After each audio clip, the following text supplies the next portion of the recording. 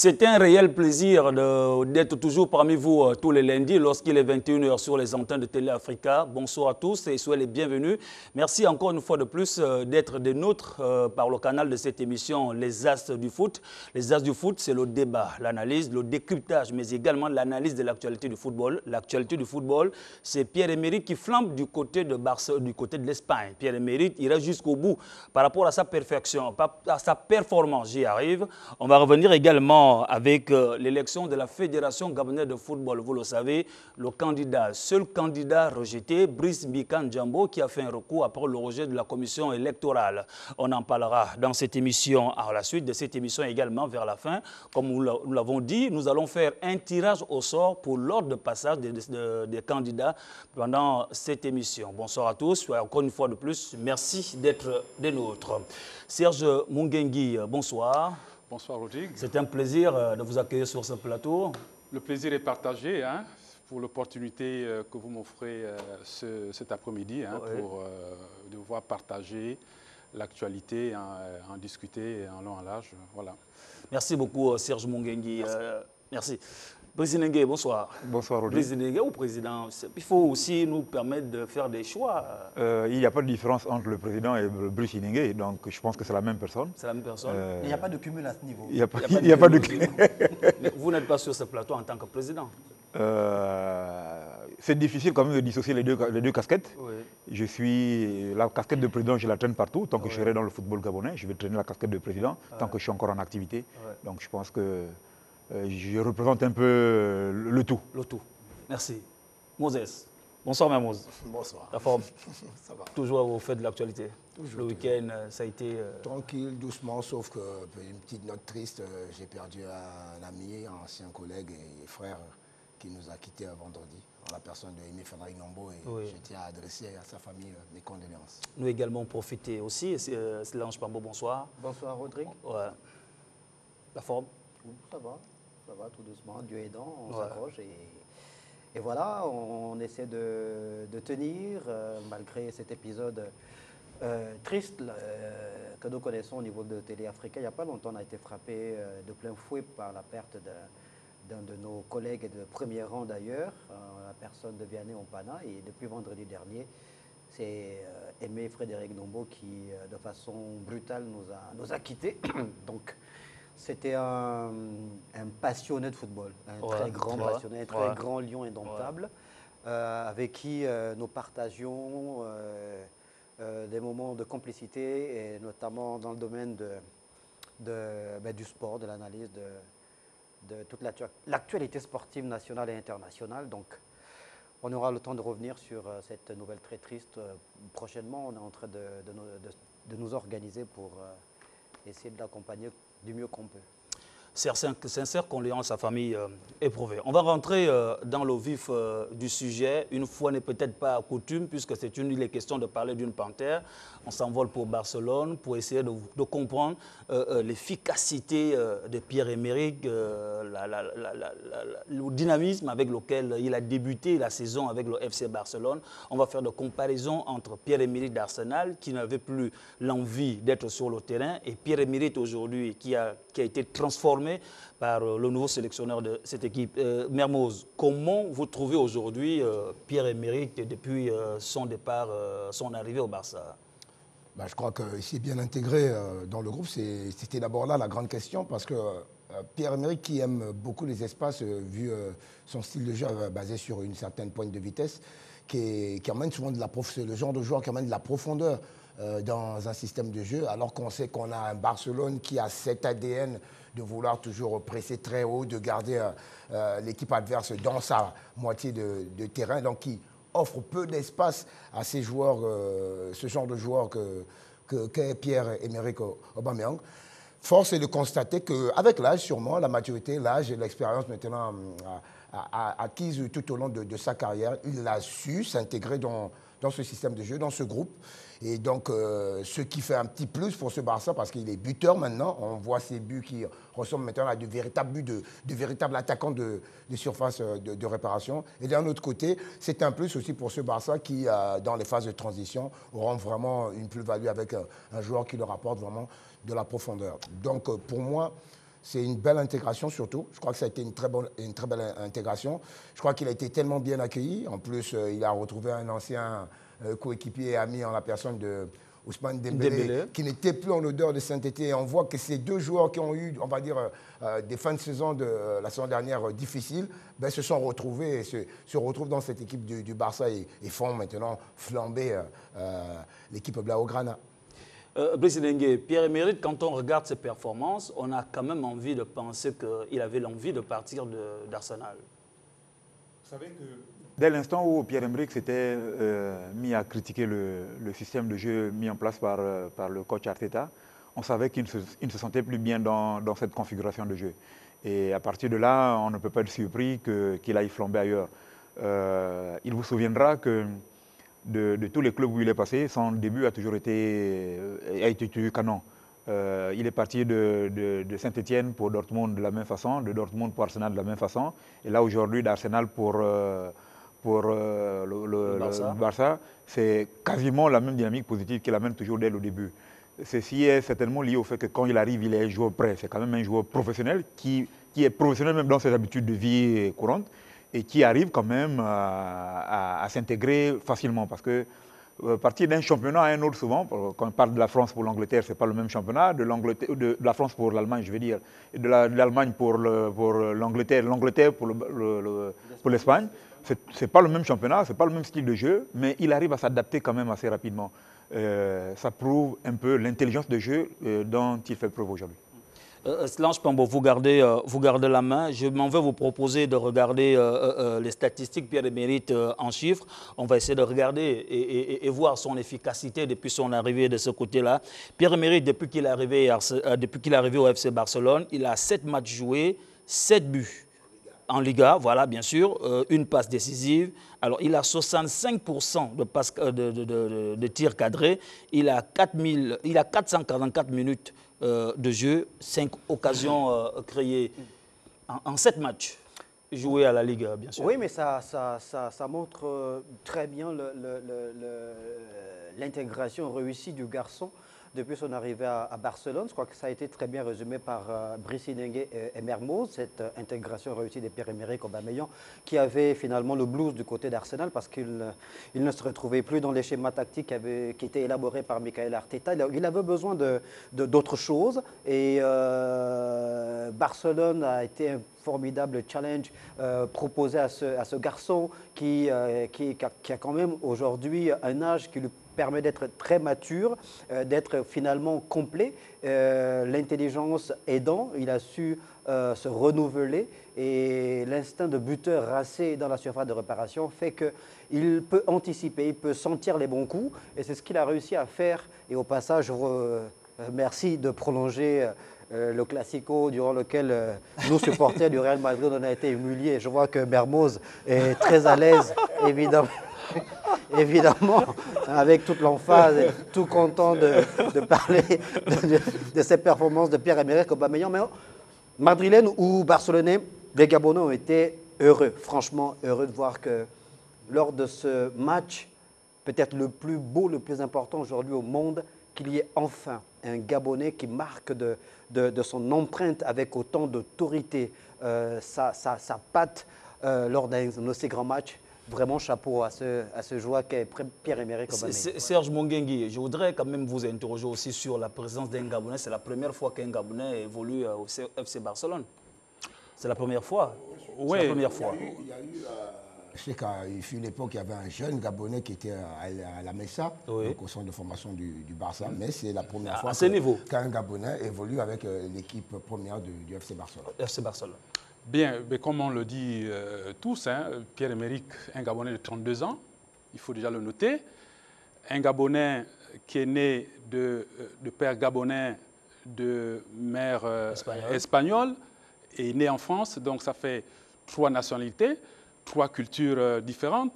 Du coup, à ce stade de la compétition, sinon à ce stade de la carrière, dans certaines difficultés, les anciens joueurs, les joueurs d'un certain âge, ont ce côté exceptionnel. Oui. Devant la difficulté, ces joueurs créent toujours la surprise. Et je pense que c'est ce qui est en train de se faire du côté de Barça, avec notre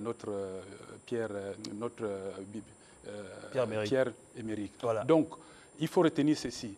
Toutes les fois que les joueurs, vers la fin de la carrière, toutes les fois qu'un joueur vers la fin de la carrière est en difficulté, il a toujours des ressources pour pouvoir répondre aux sollicitations qui se présentent devant l'intéressé. Mermoz, on avait pensé que c'est terminé pour Pierre-Emerick, puisqu'on se disait, vous quittez de Dortmund, Arsenal, et compte tenu de difficultés rencontrées par Pierre-Emerick, et vu l'âge aussi, et l'équipe nationale, on se disait c'est presque terminé, il va aller du côté d'Angers. On était tous surpris du Barça ou pas? Mais non, mais ça a été une véritable surprise, parce qu'au départ, il faut quand même le dire, Xavi n'avait pas l'option au départ de Pierre-Emerick Aubameyang, et on parlait même d'un Barça qui n'était pas vraiment chaud pour Pierre-Emerick. On avait peur pour lui parce qu'on voyait qu'il était arrivé on va dire, au point de rupture avec Mikel Arteta et Arsenal. Il n'était pratiquement plus sur les feuilles de match. Donc on se disait que pour lui, pour rebondir, ça devait être difficile dès lors qu'il y avait encore ce côté contrat avec Arsenal, donc un club qui serait peut-être en train d'acheter. Heureusement qu'il a trouvé cet arrangement avec Arsenal de pouvoir partir librement. Et le Barça, je ne sais pas qui a pu souffler à l'oreille des dirigeants barcelonais pour dire que tenter le coup Pierre-Emerick. Et après, on voit maintenant les déclarations de Xavi qui sont maintenant élogieuses sur Pierre-Emerick Aubameyang. Moi, je pense que ce qui l'a motivé et qui fait aussi ce bon début de saison avec ce nouveau club, c'est le fait que, moi, je me rappelle une conférence de presse avant un match des Panthères, je crois que c'était le match Gabon-Soudan où on avait fait 1-1 ici, ou Burundi, où on avait fait 1-1 ici, où j'avais demandé à Pierre-Emerick, tu es arrivé à Arsenal, est-ce que c'était la limite, sky is the limit? Et il m'avait fait comprendre que son objectif de carrière, après avoir eu ce titre individuel qu'est le Ballon d'Or africain, après avoir eu des titres individuels comme meilleur buteur du championnat allemand, sous les d'or en championnat allemand, il disait qu'il voulait gagner un titre. Il voulait un titre avec un club, un titre national, un titre européen aussi, avec un club. Et je crois qu'en arrivant à Barcelone, un grand club d'Europe, même si on sait que ces derniers temps, ça a été difficile sur le plan financier pour cette équipe, il a là l'occasion de pouvoir jouer au moins un titre par saison, notamment cette année où le Barça est encore bien engagé en Ligue Europa, puisqu'au niveau de la Ligue 1, on va dire que l'avance prise par le Real Madrid est quand même considérable. Brice Dengue, avant de vous donner la parole, on va regarder quand même ces statistiques en Ligue Europa également. Là-bas aussi, il fait feu de tout bois, 4 matchs joués, 2 buts. Brice Dengue, est-ce qu'on peut considérer ou bien reconsidérer Pierre-Emerick comme étant le top des 5 parmi les meilleurs joueurs africains? Est-ce qu'il peut revenir à ce niveau quand on voit Mané, on voit Salah, ainsi de suite? Est-ce que Pierre-Emerick peut revenir à ce meilleur niveau par rapport à ses prestations, son début de saison? Les grands joueurs, ça ne s'invente pas tous les jours. Il faut parfois du temps pour voir un joueur se positionner dans la lignée des grands joueurs. Pierre-Emerick, n'en déplaise à certains, reste un des meilleurs joueurs africains, ne serait-ce que de par sa constance au haut niveau. C'est quand même pas une année, ce n'est pas un fait accidentel. C'est plusieurs clubs différents et toujours au top niveau. Arsenal, l'histoire ne s'achève pas de la bonne façon, mais on n'oublie pas que Pierre-Emerick, à lui tout seul, il a porté Arsenal sur les premières années, sur les 2 premières années. Il a terminé comme meilleur buteur avec Salah.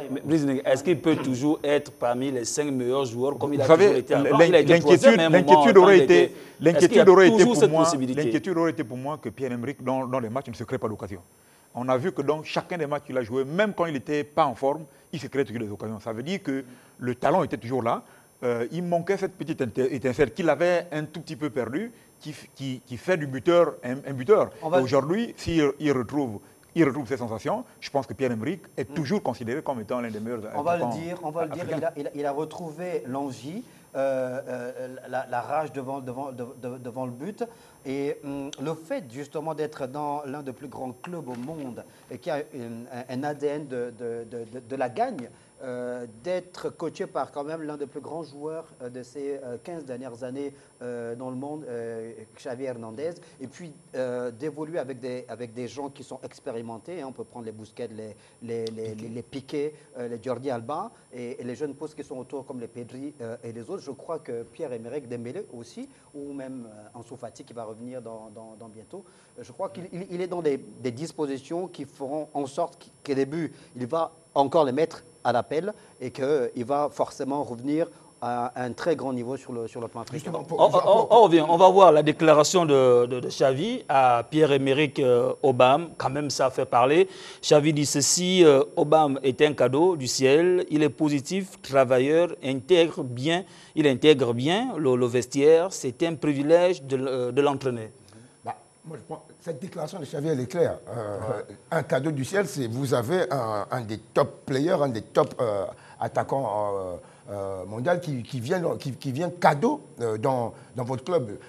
Je ne veux pas dire que je ne veux pas comparer Pierre-Emerick à l'ancien du Barça et grand joueur qui est le septième champion Ballon d'Or qui est Lionel Messi, mais c'est un peu la même chose. Quand le Paris Saint-Germain voit un Messi venir dans leur effectif cadeau, il faut dire que c'est un vrai cadeau du ciel. Et c'est la même chose pour le Barça qui déjà avait justement ce problème de véritable attaquant, d'un véritable buteur. Est-ce que ce n'est pas un discours aussi pour surmotiver le joueur?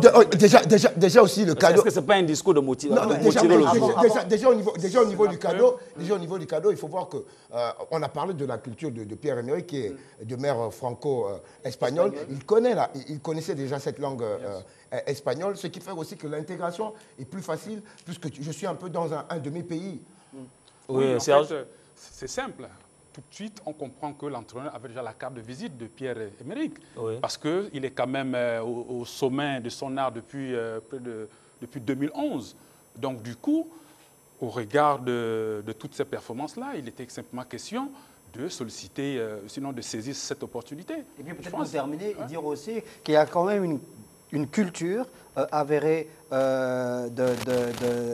d'avoir des attaquants de classe mondiale au FC Barcelone, évidemment, depuis tout le temps que le club existe. Les Romario, les Ronaldo, les Ibrahimovic, Thierry Henry, ils sont passés par là, les Luis Suarez, etc.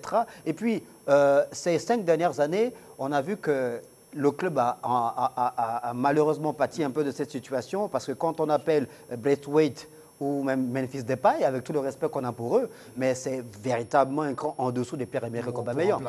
Pour remplacer en plus un grand attaquant. Ouais, vous faites bien, on va regarder.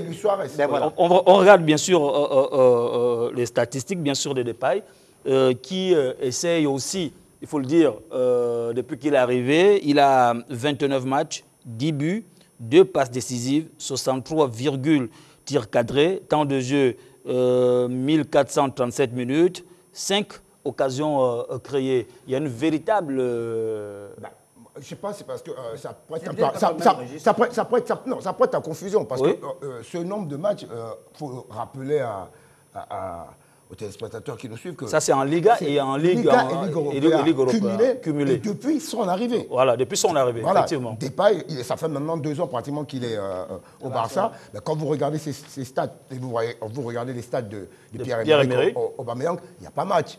Il n'y a pas match, même si encore Pierre-Emerick n'est qu'encore à ses débuts. Le ratio, pour l'instant, joue en faveur de Pierre-Emerick Aubameyang. Et ce n'est pas le même profil parce que Depay n'est pas un véritable attaquant, il est plus un 9,5, un organisateur de jeu, alors que Pierre-Emerick, c'est vraiment cet attaquant de surface qui leur manquait depuis le départ de Luis Suarez, puisque les Braithwaite et autres qui sont venus n'arrivaient pas à faire la différence. Il faut dire que pour le Barça, il faut dire pour le Barça que les mois qui vont venir ou l'année qui vient peut être meilleur parce qu'avec des retours comme celui d'Ansu Fati, on aimerait bien voir Ansu Fati, Dembélé, Pierre-Emerick et encore avec le jeune Fernand Torres aussi qui est dans cet effectif. Non mais c'est une torture pour le Barça. Serge Monguegui, jusqu'où peut aller Pierre-Emerick? Bien, dans tous les cas. Jusqu'où? Dans tous les cas, au regard des statistiques, en tout cas, on peut considérer qu'il peut aller plus loin. Oui. Rappelez-vous, déjà en 2016, lorsqu'il est meilleur joueur africain de l'année, devant 2015. Yaya Touré, 2016, 15. bon, 2015-2016. Oui. Il y avait déjà Yaya Touré et Ayou. Donc, du coup, il avait déjà de la valeur. Simplement, c'était qu'au niveau du profil qui ne concordait pas avec le style recherché par le Barça de l'époque. Aujourd'hui, il arrive au Barça, il est pratiquement à son apogée, j'ai envie de le dire, à son apogée, il est dans la trentaine et il réalise ses performances, je pense qu'il peut aller plus loin. Merci. Dans cette dynamique. La seule petite contrainte pour un Pierre-Emerick, dans un effectif comme celui du Barça, où on sait que deux joueurs peuvent arriver à l'intersaison, c'est le côté offensif du Barça, où maintenant, il y a des joueurs de qualité qui sont arrivés, notamment je parlais de Amara Traoré, Oui. l'Espagnol, on a Dembélé, on a Pierre-Emerick, on a Depay, on a Fernan Torres. Donc, à un moment, il faudra qu'il garde un peu cette constance pour pouvoir être l'un des premiers choix pour les matchs à venir du Barça. Parce qu'il y aura de la concurrence, mais par son profil, je pense qu'il tient bien la corde parce que même son remplaçant direct sur la manière de jouer, qu'est le néerlandais, l'autre de Jong du Barça, c'est pas aussi prolifique que Pierre-Emerick. Sur les bienfaits de ce transfert, ce qu'on peut constater aujourd'hui, c'est que Pierre-Emerick ne jouera plus à fond la vitesse parce qu'il a des hommes de couloir pour apporter la vitesse. Exactement. Et donc, il va varier forcément son système de jeu qui va permettre certainement de tenir encore plus longtemps, qui va prolonger encore pour longtemps sa carrière, qui fait que en profitant de sa vitesse seulement pour rattraper les autres, il se positionne directement au centre du terrain pour attendre les balles qu'il peut mettre facilement au fond. Il y aura moins d'efforts à fournir pour lui. Moins d'efforts dans la course, je veux dire, plus que c'est plus comme à l'époque où il pouvait courir sur le côté pour revenir avaler. Voilà. Maintenant, il n'y en a plus besoin. Il va varier. Et avec l'âge, c'est important de pouvoir asseoir une autre stratégie de jeu, contrairement à celle qu'il avait au départ. Merci.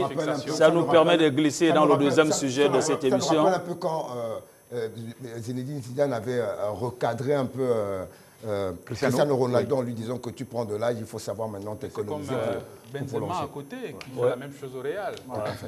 Merci, monsieur. Je pense qu'on a été plus ou moins précis sur cette question de Pierre-Emerick Aubameyang. Jusqu'où peut-il aller? Les points de vue des uns et des autres pourront peut-être permettre à ce joueur d'aller plus loin, surtout avec les Panthères du Gabon. On va parler de l'élection de la Fédération gabonaise de football. Vous le savez, ils étaient au départ 7. La commission électorale a fait le choix selon les formalités exigées d'éligibilité ou pas 6 désormais.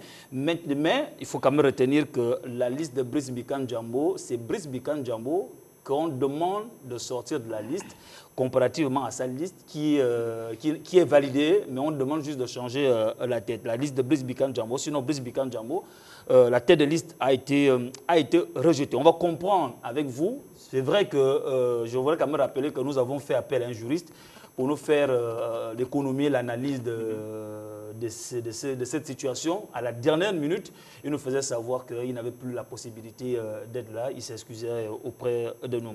Brice Bikan Djambo, un rejet et des questions. Je m'en vais pour faire d'abord que chacun de vous puisse avoir une idée de ce coup de quoi il est question. Regardez d'abord la réaction de la commission électorale au moment où Brice Bikan Djambo avait déposé sa candidature avec son équipe. La commission électorale dit ceci, relève que M. Brice Bikan Djambo, président de la LINAFP, statutairement vice-président du comité exécutif de la FEGAFOOT, est frappé par l'incompatibilité prévue par l'article 35.4 des statuts de la FEGAFOOT qui dispose qu'un membre du comité exécutif ne peut être simultané membre d'un organe de la FEGAFOOT. Monsieur analyse, est-ce que la commission a bien fait en lisant ou bien a bien interprété les textes du code électoral? Monsieur? Pour moi, d'après ce qu'on a pu voir dans cette actualité, et les articles avaient été bel et bien mentionnés, la précision est que Brice Bikan Djambo a déposé sa candidature et sa liste, mais n'a pas au préalable démissionné de son poste de président de la Ligue nationale de football. C'est là le problème où vient le terme, cet article 35.4 rentre en vigueur parce qu'on parle justement de cette incompatibilité. Il dit avoir fait une lettre de bonne foi donc une lettre sur l'honneur qu'il s'engageait à démissionner au cas où il réussissait dans cette élection à la tête de la Fédération gabonaise de football. Mais selon les textes et l'analyse de la commission électorale, cette lettre de bonne foi ne remettait pas justement en cause le problème d'incompatibilité à se présenter en tant que président en exercice de la Ligue nationale de football, puisque ça le met statutairement 3e vice-président du comité exécutif de Foot. Serge Mongengue. Oui, bon, sans être spécialiste de la question, nous allons ce faire, sont des avis que nous allons faire dans l'interprétation. Oh, au regard des statuts, il était question que Brice Mbika puisse déposer, inclure dans son dossier une lettre de démission. Or, le président a joint à son dossier une attestation sur l'honneur. Maintenant, quelle est la différence entre une lettre de démission et une attestation sur l'honneur? Je me demande. Mais en allant comprendre un peu plus loin, l'attestation sur l'honneur ne l'amène pas à démissionner au préalable. Il ne pourrait que démissionner au cas où il y aurait cumul de fonctions. Oui. Il n'est que au stade de solliciter, disons, disons, une candidature, en fait. Voilà. Donc, à ce niveau, il estime qu'il n'est pas question de procéder à une lettre de démission. Parce que la démission voudrait dire quoi? Une fois démissionné, si à échéance il n'est pas élu, qu'est-ce qu'il fait? Il ne pourra plus revenir sur ses fonctions, je pense.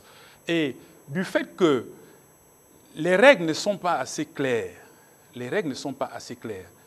autrement dit, dans cet article-là, on aurait précisé, puisque déjà nous savons tous qu'il y a une différence entre une attestation sur l'honneur et une lettre de démission, on aurait spécifié lequel document qui devait être pris en compte.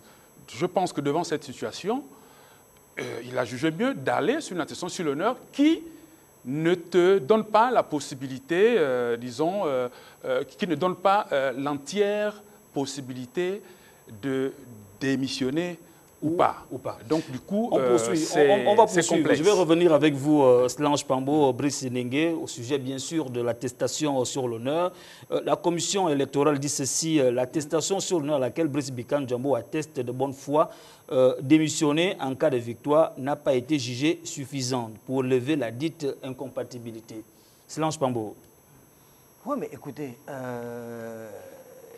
Serge Mongengue le disait tout à l'heure, on n'est pas forcément des puristes ou des spécialistes des questions de droit autour de la table pour que nous puissions mener un débat dans le fond par rapport à cette actualité. Nous nous contentons évidemment de nous approprier le rendu de la commission électorale et de la commission de recours qui se sont exprimés aussi par voie de presse pour rendre publiques les décisions qui ont été rendues. Je ne sais pas si on devait davantage pérorer sur la différence qu'il y a entre une attestation sur l'honneur et une lettre de démission. Je crois qu'on comprend tous le français, même si le droit, ce n'est pas forcément de la littérature, mais on comprend tous le français. Une lettre de démission est une lettre de démission. C'est-à-dire que le texte est encadré à ce niveau-là. Dans les statuts de la Fédération gabonaise de football, les choses sont donc claires. Et je pense d'ailleurs que lorsque le président de la LINAFP présente donc sur la table de la commission électorale son attestation sur l'honneur, c'est parce que dans un coin de sa tête, il sait évidemment qu'il y a comme une équivoque qu'il faut essayer de lever. Est-ce que vous voyez un peu là où se situe l'ambiguïté justement qui l'emmène à déposer son attestation sur l'honneur? C'est parce qu'il sait que, bon, je peux être frappé par les statuts qui sont élaborés par les statuts le code électoral de la Fédération gabonaise de football. Donc, pour éviter justement d'être frappé, je vais au moins présenter une attestation sur l'honneur qui pourrait m'exempter ou faire en sorte que je ne sois pas frappé d'incompatibilité par rapport au fait que je sois en même temps président de la INAFP et troisième vice-président de la Fédération gabonaise de football. Alors, lors du rejet de sa candidature, Brice Mbikan Djambo a déposé un recours. Brice Nengue, vous gardez la main. Dans ce recours de Brice Mbikan Djambo, il dit ceci: je rappelle qu'en droit, l'éligibilité et la capacité à être candidat à une élection. Quant à l'incompatibilité, elle définit comment l'impossibilité légale de cumuler certaines fonctions ou occupations. J'espère qu'on comprend bien, ou bien on refait la lecture de ce qu'il a dit. Non, mais je pense qu'on comprend bien. Écoutez, je ne suis pas un spécialiste du droit. Ouais, malheureusement, je refuse de rentrer dans les débats de incompatibilité, légitimité, et tout ce qui va avec, parce qu'après, ils veulent tous nous embrouiller. Que dit le texte? Le texte dit que vous déposez votre lettre de démission. Si vous voulez être candidat, les autres l'ont fait. Je crois savoir que François Mégas a été frappé par la même mesure. Il a été prié de démissionner. Je crois savoir que d'autres candidats sur d'autres listes ont eu les mêmes problèmes. Ils ont démissionné sans grande difficulté. Un membre du Stade Mandji a démissionné, un membre de Pélican a démissionné. Il y a pas mal de démissions qui ont été enregistrées par la commission électorale. Je ne vois pas pour quelle raison la commission électorale allait faire une exception pour un seul cas. Et puis, quand on revient sur l'attestation sur l'honneur, n'est qu'une intention de démissionner, mais ce n'est pas une lettre de démission, parce que rien ne me dit que demain je ne changerai pas d'avis et que je décide de ne pas démissionner, plus que ce n'était qu'une attestation sur l'honneur. Après, c'est vrai qu'on peut faire jouer la moralité de tout un chacun en disant que, bon, moralement, c'est un homme stable. Non, mais les faits sont là. Est-ce que ce n'est pas grave aussi de refuser l'attestation sur l'honneur? Non. Est-ce que ce n'est pas grave aussi par la commission électorale? Puisque quelqu'un s'engage, fait preuve de bonne foi. Oui, écoutez, cette histoire de démission... quelqu'un s'engage, fait preuve de bonne foi, il dit, une fois je suis élu, je démissionne. Mais est-ce que le texte dit de prévoir une démission future ou bien de démissionner avant d'aller aux élections? Bon, dans la lecture des choses, est-ce qu'il y a un texte qui dit que quelqu'un doit démissionner? Ben bien sûr. Mais bien sûr. Wow. Bien sûr. On est là pour comprendre. Bien sûr, non, on est là pour comprendre. C'est encadré par les statuts de la Fédération gabonaise de football. D'ailleurs, dans son rendu, la commission électorale précise bien, considérant qu'à la lecture combinée des articles 34 et 36.4 des statuts de la Fédération gabonaise de football et 10.2 du Code électoral, voilà, qu'il apparaît que tant au niveau des critères d'éligibilité que les conditions de composition des dossiers de candidature, l'appartenance à un organe membre de la FEGAFOOT constitue une condition impérative d'incompatibilité. Oui. Condition impérative. On parle bien de condition impérative.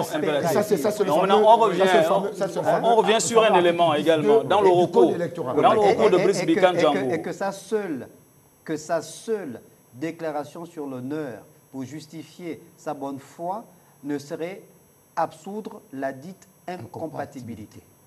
On revient, un élément important également dans le recours de Brice Mbikan Djambo adressé à la commission de recours. En 2000, il dit ceci, en 2009, le président de la LINAF à l'époque, Pierre-Alain Mungengue, était vice-président du comité exécutif de la FEGAFOOT, conformément à l'article 10, alinéa 1, 6 des statuts de la FEGAFOOT de 2017. Sa candidature à l'élection du renouvellement du comité exécutif de la FEGAFOOT de 2009 n'avait pas été invalidée, quand bien même il n'avait jamais démissionné de ses fonctions. Je voudrais porter un exemple contraire. Là, on parle de 2009. Oui. Tout à fait. En 2014, lorsqu'on organise les élections, monsieur Jean-Philippe Diramba est président de la Fédération gabonaise de golf. Il est sur une liste de candidatures et la fédération demande la démission de cette fédération-là pour pouvoir être candidat à l'élection. Là, on est en 2014. C'est-à-dire que longtemps après 2009, en application justement des textes, plus que justement entre 2009 et 2014, il y a eu la normalisation et il y a eu des textes qui ont changé. Et c'est d'ailleurs le comité de normalisation qui avait géré les élections de 2014. Et donc, la condition de démission était déjà obligatoire pour pouvoir postuler à à un quelconque poste. Oui. Donc aujourd'hui, nous ramener, nous dire que on doit faire rétro-pédalage pour revenir sur les élections de 2009, alors qu'entre ces élections-là, il y a eu pas mal d'élections en cours de route. Il y a un toilettage des Il y a statuts. un toilettage des statuts. Je pense qu'il y a problème. Qu'avait imposé la Fédération internationale de football. Oui, Serge Bongengue, on revient avec la commission de recours qui répond à Brice Mbikan Djambo. La commission de recours dit ceci à Brice Mbikan Djambo: n'ayant pas préalablement démissionné de la LINAV, c'est à bon droit que la commission électorale a rejeté sa candidature. Dès lors, son recours en annulation doit être rejeté. D'accord. Sur ce point, je crois qu'il y a toujours incompréhension. Malheureusement, on a affaire à une commission juridique. Ce qui est sûr, au niveau du candidat Brice Mbika, il part du principe qu'il est question d'une condition d'éligibilité. Oui. Donc, à partir du moment où il n'est qu'à cette étape-là, il ne voit pas l'incompatibilité qu'il y a. Ce n'est qu'une question d'éligibilité, Oui. puisqu'il n'est pas encore, disons, élu pour pouvoir exercer une fonction pour qu'il y ait incompatibilité. Par contre, sur l'article 35.4, cet article qui encadre la partie incompatible, Oui. logiquement, c'est une fois élu, Oui. à partir de ce moment donné, cet article pouvait rentrer en exécution. Et puis, donc, il y a une chose voici aussi. un peu l'interprétation qui est. Oui. Qui Et il y a une s'est chose faite. aussi, lors de Maintenant, sa conférence de presse. Allez-y d'abord, allez-y. oui, maintenant, au niveau du recours, certes, est-ce qu'il aurait fallu que le président Brice Mbika procède plutôt à une rupture totale en fournissant une lettre de démission? Là, je m'interroge pourquoi il n'a pas opté pour cette option-là, pour pouvoir poursuivre en fait le dossier à la candidature. Bon, maintenant, comme je vous le disais... C'était pas plus simple. On aurait réglé le problème. Je m'interroge, mais le faire aussi, est-ce que ce n'est pas cautionner aussi une entorse qui a pu exister dans le code électoral. Vous voyez? Donc, on s'interroge tous, ce n'est qu'une interprétation, mais moi je pense quand même que pour l'intérêt du football, parce que au-delà de tout ce que nous avons comme divergence, l'intérêt c'est pour le foot. Oui. Bon, on a pensé qu'on pouvait faire recours à la jurisprudence, ce qui s'est passé en 2009 par exemple. Pourquoi ne pas laisser ce dossier aller jusqu'à l'élection pour qu'au moins nous ayons tout le potentiel, que tous les candidats potentiels puissent briguer en fait, normalement à cette élection, indépendamment du fait que les règles, bien entendu, sont définies bien avant. Et puis, je me pose plutôt la question. Lors de sa conférence de presse, Brice Mbikan Djambo disait dans un article, je pense pour 34 ou 35, on disait qu'il faut porter une attestation d'appartenance à une association. Au cas où il arrivait à démissionner, il n'appartiendrait plus à aucune association. Ça voudrait dire que son dossier aurait été rejeté. Mais quand on parle de compatibilité, il y a une partie du texte, je ne sais plus si c'est dans l'article 35.4 ou celui du 10.2, parce qu'il faut comprendre qu'il y a l'article 35.4 des statuts de la FEGAFOOT. Mais pour cette élection, il y a un code électoral qui a un article, de ce fameux 10.2, qui parle justement de ce problème d'éligibilité et d'incompatibilité à cette élection. Et ces deux articles viennent du fameux toilettage qui a été fait lors de la normalisation demandée par la Fédération internationale de football pour que justement on n'ait pas à revenir à ce qui s'est passé en 2009, comme l'a rappelé Monsieur Brice Mbikan Djambo. Pour moi, personnellement, il y a un code électoral. Tout le monde devrait se mettre en marche avec ce code électoral parce que rappelons que M. Brice Mbikan Djambo est président de la Ligue nationale de football. Dans l'article, on dit bien on ne devrait plus il fait déjà partie d'une structure appartenant à la Fédération gabonaise de football. S'il met son attestation sous l'honneur, c'est qu'il est toujours président de la Ligue de football, c'est qu'il est toujours troisième vice-président de la Fédération gabonaise de football. Et il vient briguer maintenant cette présidence. Alors, au moment où il serait élu à l'instant T, c'est-à-dire le 16 avril à Lambaréné, il serait de facto... Là, il y a déjà il serait déjà président de la Fédération et président de l'ANF. Et il y aura ce fameux cumul de fonctions sportives qui est... Mais avant, il n'y a pas cumul. Qui n'est pas permis. Non, mais... Ou bien c'est vrai... Parce que moi, ce que je voulais emmener, c'est que... C'est des avis, hein.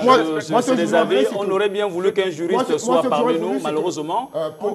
C'est peut-être un bien, moi je dis c'est peut-être un mal, pour un bien, quand je parle un mal pour M. Brice Bikan Djambou, qui apparemment pour moi, si il ne met qu'une attestation sur l'honneur, c'est que M. Brice Bikan Djambou a encore cette idée que si ce n'est pas bon devant, je suis toujours président de la Ligue nationale de football. Et on sait que cette structure a un gros boulot qui arrive dans le mois et demi à venir, c'est se concentrer sur l'organisation de la reprise du championnat. On va revenir. S'il était dans cette course à la présidence de la Fédération gabonaise de football, il y aurait un peu de dispersion aussi. Quant à la suite pour l'organisation du championnat. Ouais, c'est peut-être un mal pour un bien. Merci. Non, je respecte ton point de vue. Non, c'est les avis. Hein. Personne ici n'a une parfaite connaissance un peu des mécanismes de droit, mais on a bien voulu qu'un homme de droit soit parmi nous pour nous expliquer, nous édifier. On dit ce sont nos avis, chacun donne son avis, son appréciation par rapport à toutes ces décisions. Ok. Simplement que l'article 35.4 du code... non, c'est le code. Hein, le 35.4, c'est le statut. Le 35.4 concerne les statuts de la Ligue nationale de football. C'est l'article 10.2. Le statut de la FEGAFOOT. De la FEGAFOOT plutôt. Et c'est le 10.2 mais dans le code également. Qui est dans le 10.2 et l'article qui est dans le code électoral. Dans le code, on aborde les questions d'éligibilité. Oui. OK ? Vous sollicitez une candidature, vous fournissez un dossier, mais on vous dit, au retour, lors du rejet, on vous dit qu'il y a incompatibilité. Mais est-ce que vous êtes déjà en fonction? Est-ce que vous êtes déjà arrivé à la position sollicitée pour qu'il y ait un compatibilité? C'est un processus. C'est un processus. Je vois là où tu vas mener la nuance. C'est un processus. Oui. C'est un processus. Recevez ma candidature, enregistrez-la. Oui. Sur la base de l'attestation que je fournis, et laissez-moi aller aux élections. Une fois élu, vous verrez s'il y a incompatibilité ou pas. Oui. Non, en fait, nous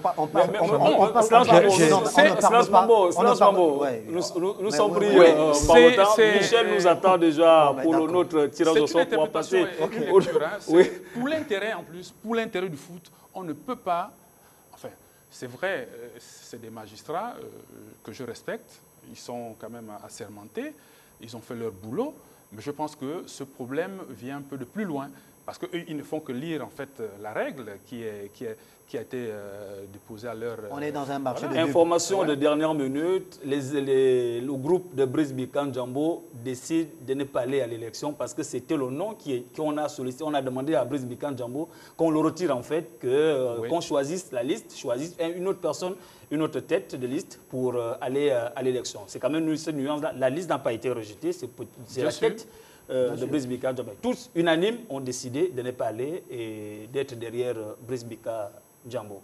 On y reviendra en tout cas tout au long de cette semaine avec le programme que Slange Bambo va concocter dans le cadre de cette élection. On parle bien sûr de l'élection, on va faire venir Michel. Bonsoir Michel, venez par ici s'il vous plaît. On va procéder au tirage au sort sur l'ordre de passage des candidats. Ici, vous venez par ici. Venez par ici. Les candidats pour cette élection de la Fédération gabonaise de football. Ils sont au nombre de 6. Alors, vous avez... on peut faire le décompte d'abord. Oui. Oui.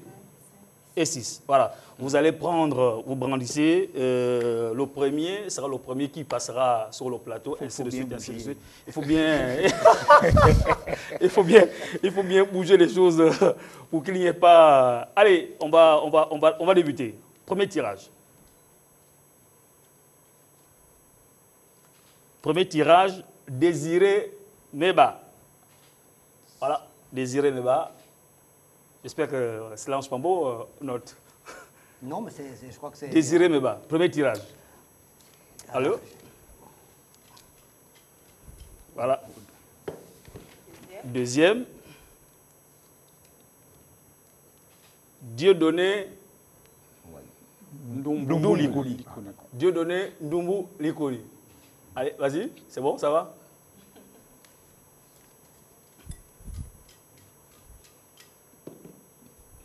Troisième passage, Dieudonné Waï. Les Dieudonné se suivent. Quatrième, 1, 2, 3. Quatrième passage. Valérie Ondo Ebe. Valérie Ondo. Allez-y. Ouais. Avant la fin, hein. Jérôme Efon Zolo. Jérôme Efon Zolo. Enfin. Sixième donc. Ouais. Pierre-Alain Mungengi. Pierre-Alain Mungengi. Voilà. Merci beaucoup, Michel. Je pense que c'est tout. On va reprendre sur l'ordre de passage. Lange Pambo. Merci beaucoup, Michel. On aura l'occasion de vous retrouver également. Allez, peut-être rappeler l'ordre de passage. L'ordre de passage, après que la main innocente de Michel Aubian ait servi pour ce tirage au sort, innocente pour tout le monde, évidemment. Premier passage, donc, Désiré Mefama. Oui. Deuxième passage, Dieudonné Ndumbuli Kuni. Oui. Troisième passage, Dieudonné Wayi. Oui. Quatrième passage, Valérie Ondo Ebe. Mais j'ai vu dans le dossier qu'il a envoyé qu'il avait un prénom, Valérie. Olivier, voilà. Cinquième passage, Jérôme Efon Zolo. Oui. Et le sixième passage, Pierre-Alain Mungengi. Dans la semaine, je pense que... Un tirage d'autant plus fort parce que le président sortant se retrouve bon dernier sur le passage, donc il viendra pour... C'est peut-être pas le résultat de l'élection. Non. Quand je dis qu'il est le dernier à passer, c'est-à-dire que c'est celui en plus qu'on attend un peu plus parce qu'il y a d'abord un certain bilan. Parce que lui, il a un problème, c'est qu'il a un passif à nous expliquer, donc un bilan un peu de ces deux Olympiades. Oui. Et après, maintenant, le 8 futur. ans, c'est énorme. Voilà, et le futur, donc il a 8 ans. Et il est obligé de passer par cette case bilan que les autres n'auront pas à faire. Donc je pense que sa sixième position de passage est peut-être mieux pour lui que passer en première position, parce qu'il a l'occasion là de nous édifier. Et quand on parle de bilan en 8 ans, ça veut dire qu'il n'a jamais fait de bilan, hein? Chaque fois qu'il y aura une élection, on lui demandera toujours un bilan. Mais dernièrement, il en a fait la dernière élection. Si on est à 8 ans aujourd'hui. Il y a encore un bilan pour cette dernière le dernier mandat, d'accord. Un bilan pour chaque Olympiade. Voilà. Un bilan. Toujours. Devant qui il doit faire ce bilan? Ce que j'aime bien dans ce tirage, oui, c'est que le premier passage va concerner Désiré Meba. La surprise, parce que c'est comme on le dit, c'est le tout nouveau. Dans le paysage, on a envie vraiment, on va se délecter de le connaître, de l'écouter, parce que il y a forcément des idées nouvelles qu'il va nous apporter, une nouvelle façon peut-être de voir les choses.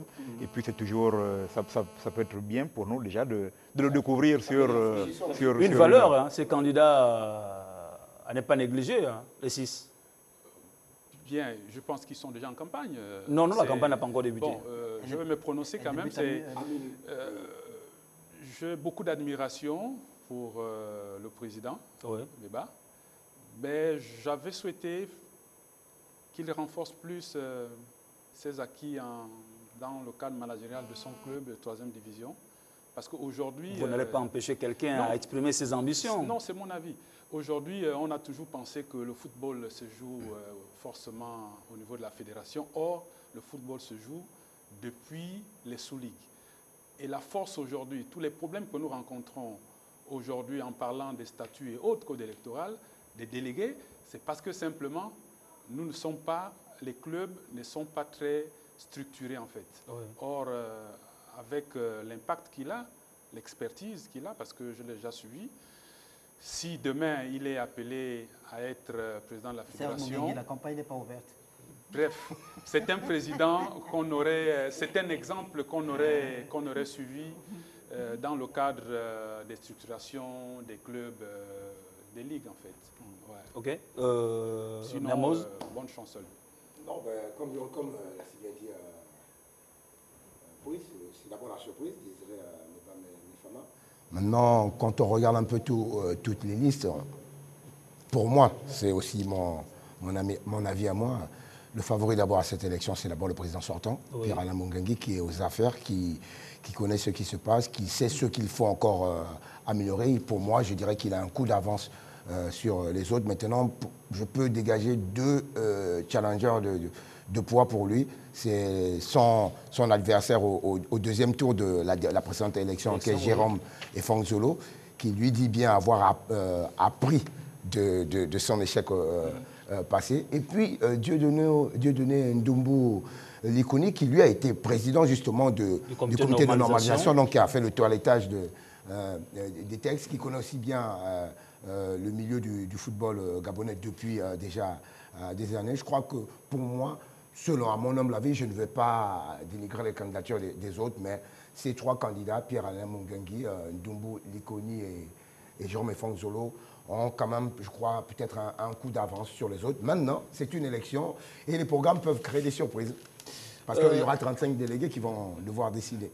Est-ce qu'il y a possibilité de nous mettre d'une manière définitive cette liste pour être complet par rapport à cette émission? Je voudrais quand même rappeler que l'objectif de l'émission avec les candidats, c'est donner la possibilité, Solange Pambo, à chacun de bien pouvoir défendre son projet et de le ventiler auprès des électeurs et de se faire connaître. C'est au pari que la direction des programmes de Télé-Afrique a donc pris, celui de permettre à chaque candidat de pouvoir mettre en relief les points saillants de leurs différents projets, de leur vision, de la vision qu'ils ont du football gabonais. Donc ce sont des émissions dédiées au cours de laquelle on aura l'occasion d'entrer dans le menu détail de chaque projet défendu par chaque candidats. Ils seront donc face à deux journalistes.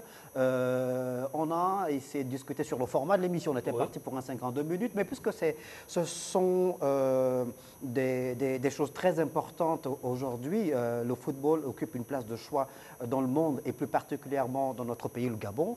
On a estimé, mais pourquoi pas arrêter une émission de 90 minutes là, sans arrêt de jeu. Sans arrêt de jeu.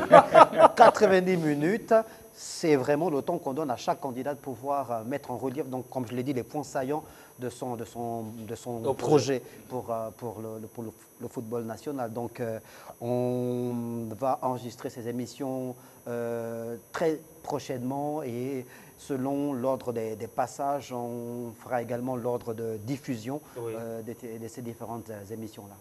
On rappelle que Désiré Meba sera le premier a été le premier à tirer, c'est le premier qu'on va recevoir.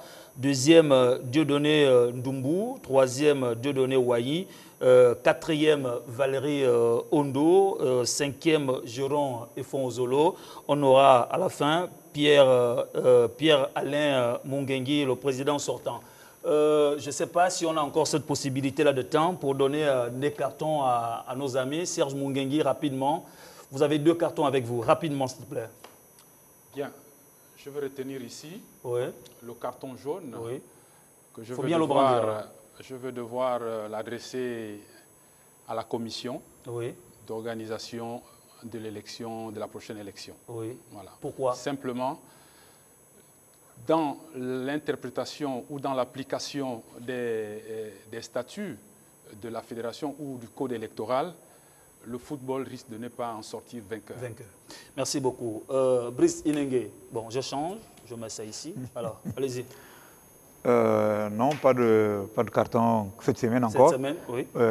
Pas de carton cette semaine encore, seulement encourager ceux qui ont la charge de nous lancer le championnat national, de nous le relancer très rapidement, même si on apprend que certains joueurs sont toujours en train de contester le fait de la reprise du championnat, mais on espère que tous les problèmes seront réglés d'ici les 6 semaines qui nous restent pour pouvoir démarrer le championnat tranquillement. Mermoz. Personnellement aussi, pas de carton en tant que tel. On va dire, prenez ça comme un carton vert. Par rapport à l'émission, carton vert pour Pierre-Emerick, on espère que ça va continuer, qu'il va bien terminer la saison et bien à reprendre avec le Barça pour la saison prochaine. Et enfin, peut-être un titre majeur pour lui dans son palmarès. Et comme Brice, on attend de voir, j'aimerais que tout s'arrange, qu'on reprenne vraiment les activités. Et après, maintenant, on pourra juger du travail accompli. Solange Pambo. Ben écoutez, je vais me risquer à brandir un carton rouge à l'endroit de certains de mes confrères. Je prends le risque de le faire parce que je nous interpelle par rapport à notre responsabilité d'hommes de presse, d'hommes de médias, de journalistes, d'aiguillons au sein de la société. Nous avons la responsabilité d'écrire l'histoire de l'humanité et plus particulièrement celle du Gabon chaque jour qui passe. L'élection du 16 avril est une élection importante qui mettra aux prises des enfants du Gabon, tous gabonais. Il serait bon aloi que chaque journaliste qui intervient dans le domaine du journalisme sportif fasse la différence entre le travail d'un professionnel et celui d'un diseur de bonne aventure dans les troquets. Donc c'est une élection importante. La passion ne devrait pas prendre le dessus sur le sens de la responsabilité que nous avons à endosser lors de pareils événements. Donc c'est très important pour que nous ne puissions pas verser dans l'invective, que nous ne fassions pas le lit de la division.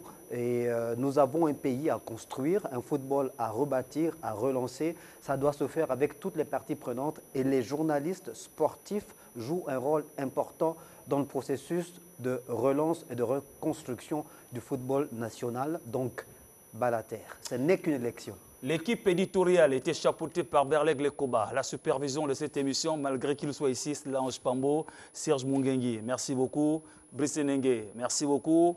Mermoz, merci également. Malheureusement, on va prendre congé de vous parce qu'on va recevoir les candidats. Vous ne serez malheureusement pas là. Les candidats seront face aux journalistes qui poseront les questions, qui chercheront à comprendre le bien fondé, la motivation de leur candidature. Les As du foot, c'est terminé pour aujourd'hui. On se retrouve la semaine prochaine avec le même plaisir. Retenez surtout, portez-vous comme un ballon de foot, toujours en mouvement.